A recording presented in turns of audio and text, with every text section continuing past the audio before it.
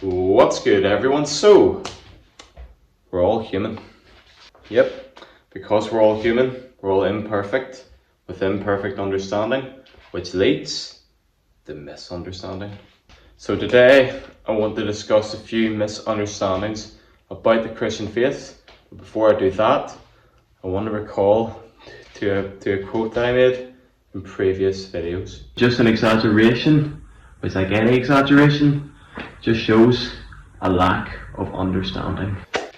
Yep, quite a bit for the most part. Whenever you misunderstand something, it's usually a result of having an exaggerated view or just taking the truth literally. Personally speaking, for me, last year had a rather tumultuous ending, to say the least. And as a result, I experienced a wee bit of spiritual brain fog. Certain things about the Bible, or about Christianity for the matter, just seemed rather counterintuitive. A lot of stuff that the Bible encourages us interpersonally didn't really make sense to me around the end of last year. What do I mean by interpersonal? The Bible continuously encourages us to be gentle, to be patient, etc. But one non-negotiable thing as a Christian, from the words of Jesus, if you love me, you will obey me. You will obey me, from the lips of Jesus. So even though quite a bit of what he teaches, what the Bible teaches, didn't make sense in my imperfect understanding, I still knew it was how I ought to live. Like various situations where the opposite of what the Bible teaches us to do interpersonally, the opposite seemed to make more sense to me, seemed to be more appropriate for certain situations. Gentleness, for example, someone does something clumsy or just straight up wrong, they need told so, which seems to make more sense to be abrasive in that situation. Well, that's exactly where I'm going with the idea of taking the truth literally, because I'm sure you've heard the quote, which I wish I heard before: meekness is not weakness, rather strength under control. So in a situation, for example, someone does something wrong or clumsy, seems suitable to be more abrasive. Well, that's where I'm going with gentleness, just main strength under control. Just because someone does something wrong doesn't give you an opportunity just to chuck every insult you know under the sun. You're still telling the truth to them in a gentle and controlled manner, controlling your tongue. Those who are slow to anger have great strength. And on top of that, your demeanor is enough to make or break someone's trust for you.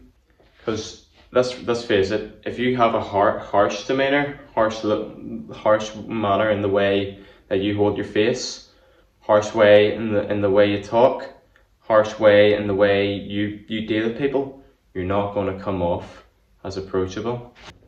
Moving on to the other one I mentioned, patience. Generally speaking, it refers to your waiting capacity.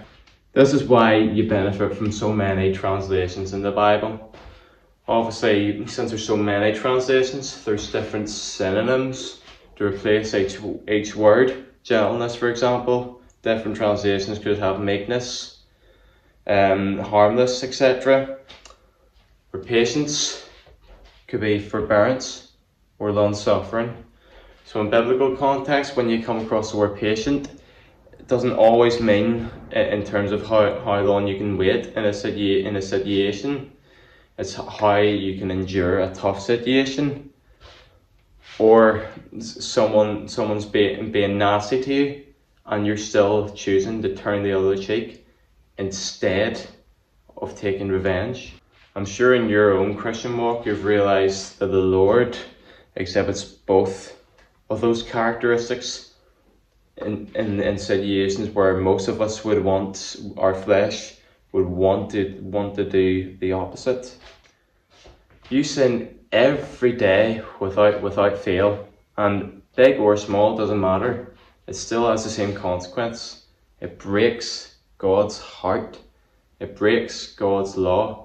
Yet instead of punishing you, condemning you, He's still, if you have a genuine and repentant heart and a sorry heart, he will forgive you and show grace and show mercy.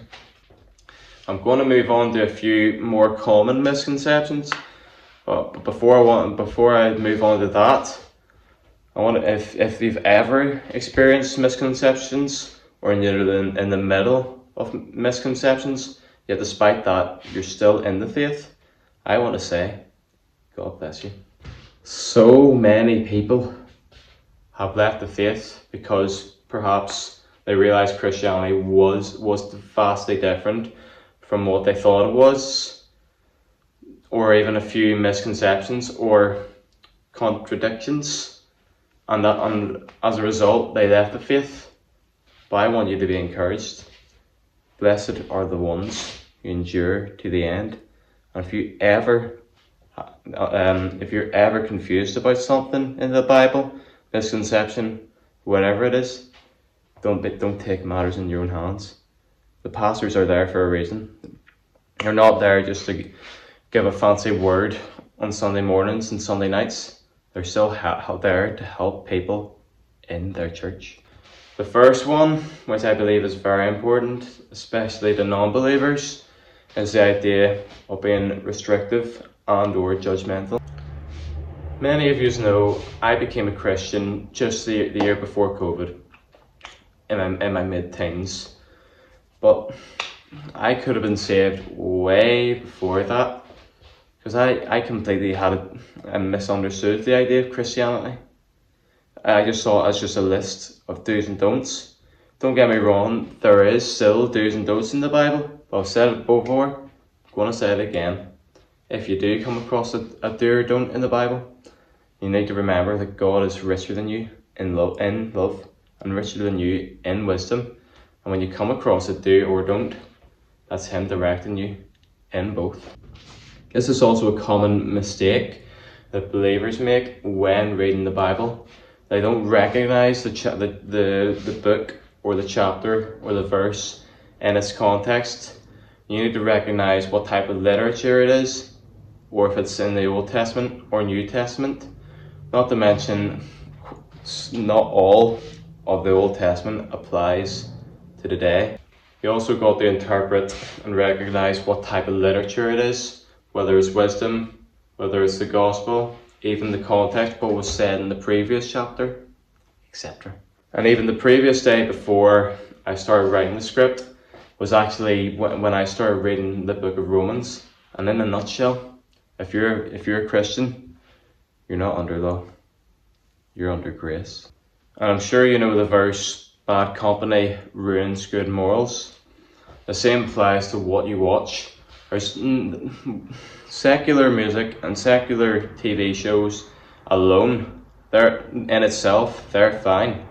But what you need to be careful about is if you're acting or talking the same way that the people in the songs, in the TV shows, if you're talking or walking in the same manner that they do.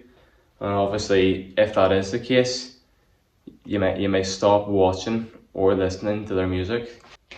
Another misconception, which would be forgiveness, the idea of tolerating and enabling the same unrepented bad behaviour. If anything, you're really forgiving people in your heart. You're not accepting what they're doing. You're simply loving them despite how they're treating you. Even if it's someone from the past and you haven't seen them in ages, and you're thinking, that's that person that did this, that did that, did the other. It's just a habit that I want to encourage you guys on. Just a habit that I would want to encourage you guys to apply to everyone, even a complete stranger. Look at them and think, they're made by the same God that made me. They're my brother, they're my sister. I ought to treat them as if they were biologically or simply directly related to me. And last but definitely not least, Judgment Day. One of the scariest verses that you'll most likely ever come across in the Bible, especially if you don't read it properly, is the words, "I never knew you." And this is exactly why God gave us free will. Life isn't just simply about heaven, it's about having a relationship. And even in the context of the previous verse, people on Judgment Day, people will say to God, "Lord, didn't I do this in your name? Didn't I do that in your name?"